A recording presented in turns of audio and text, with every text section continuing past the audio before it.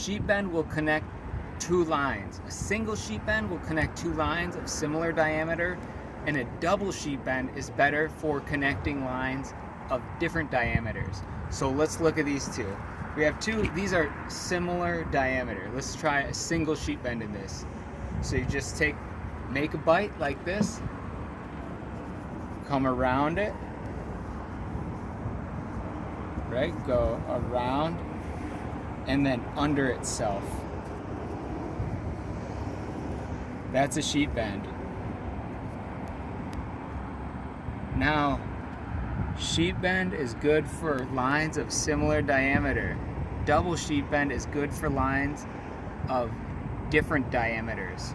So let's look at a double sheet bend and we'll connect a much smaller line. So again, we'll start with a large bite. Now here, this line's a lot smaller.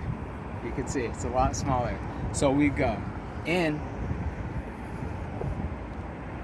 around the back, and then you simply just go under it and back around it and under it again. This is a double sheet bend. And this will join lines of unequal sizes and keep it secure. Excellent.